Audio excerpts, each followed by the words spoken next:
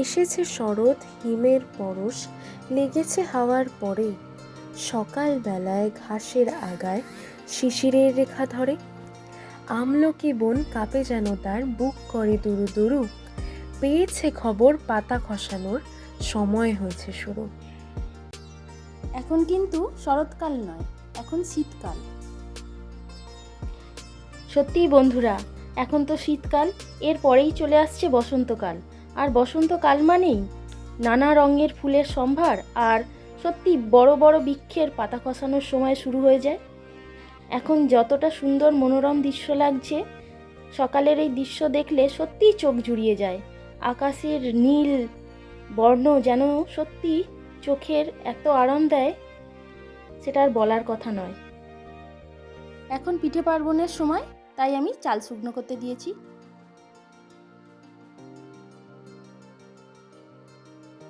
নমস্কার বন্ধুরা, চন্দনা ফুড হাবে সবাইকে স্বাগত জানাই। তো সবাই নিশ্চয়ই ভালো আছেন।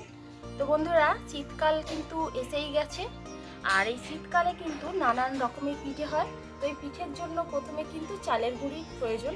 তো চালের গুঁড়ি কিন্তু দোকান থেকে না কিনে বাড়িতে কিভাবে বানাবেন সেটাই আপনাদের দেখাবো। তো এখানে আমি চাল নিয়ে নিয়েছি প্রায় 2 কিলোর মতন। আর এই চালটা আমি 3-4 দিন ধরে এরকম রোদ্দুরে দিয়ে দিয়ে আরও শক্ত করে নিচ্ছি। এটাকে প্রথমে ভালো করে পরিষ্কার করে নিয়েছি, পরিষ্কার করে নেওয়ার পরে এরকম রোদ্দুরে দিয়ে দিয়েছি।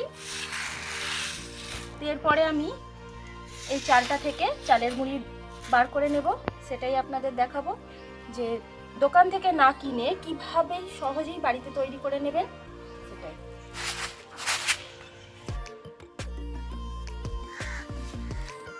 তো এখানে একটা মিক্সির জার নিয়ে নিয়েছি। তো এর মধ্যে আমি এবার চালগুলো দিয়ে দিচ্ছি।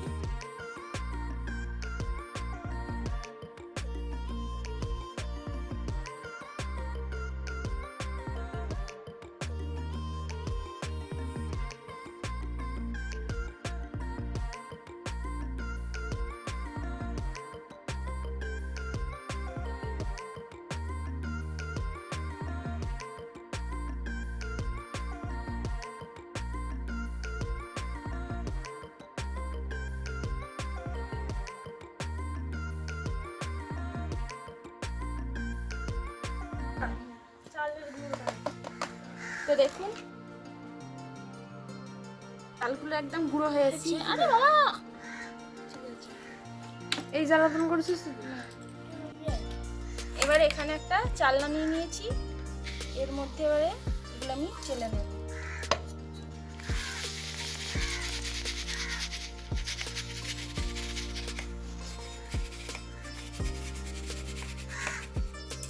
বাকিটা আবার আমি এর মধ্যে ঢেলে দেব।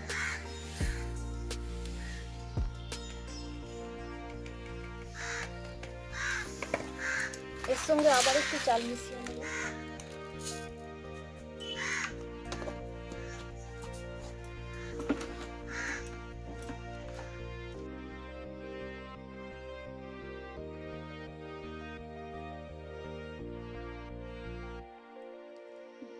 দেখুন বন্ধুরা, কতটা স্মুথভাবে চালের গুঁড়িটা তৈরি হয়ে গেছে।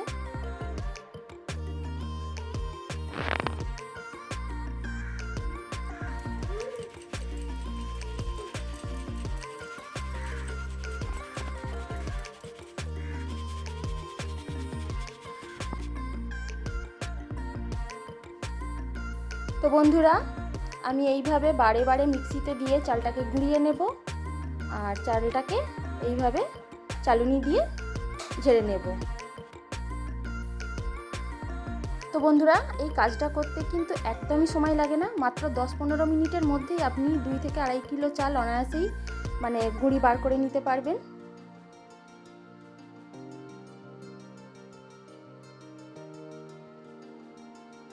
তো বন্ধুরা, আমি তো এইভাবে করছি, কিন্তু আরও অনেক রকমভাবেই করা যায়। যেমন বাড়িতে শিলনোড়া থাকে, তো শিলনোড়াতে করলে কিন্তু এইভাবে করলে হবে না, তখন চালটাকে কিন্তু ভিজিয়ে প্রায় 3-4 ঘন্টা রাখতে হবে। তারপরে সেই চালটাকে হালকা করে শুকনো করে নিয়ে কিন্তু শিলেতে গুঁড়িয়ে নিতে হবে। তো ওই কাজটা কিন্তু এখন খুবই শক্ত, তাই আমরা এইভাবে বার করছি। কিন্তু আগেকার দিনে আমাদের ঠাকুমা মারা দেখতাম যে বাড়িতে ঢেঁকি ছিল, তো বাড়িতে ঢেঁকি ছিল, সেই ঢেঁকিতে মানে চাল ভিজিয়ে আর পা দিয়ে আর কি ওই গুঁড়িটাকে করা হতো। ওই পিঠের টেস্ট কিন্তু অসাধারণ, কিন্তু এখন তো আর ওসব নেই, তাই হয় বাজার থেকে কিনে আনতে হয়, আর না হলে বাড়িতে শিলনোড়া দিয়ে গুঁড়িয়ে মানে এরকম চালের আটা বা গুঁড়ি দিয়ে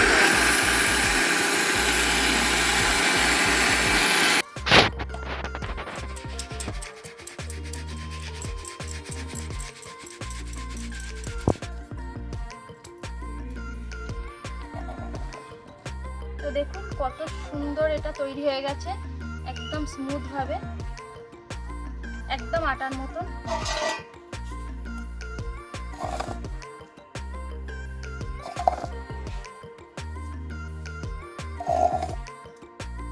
তো বন্ধুরা আপনারা বাড়িতে অবশ্যই এইভাবে তৈরি করে নেবেন, আর এই গুঁড়িটা কিন্তু খেতেও খুবই সুন্দর হয়।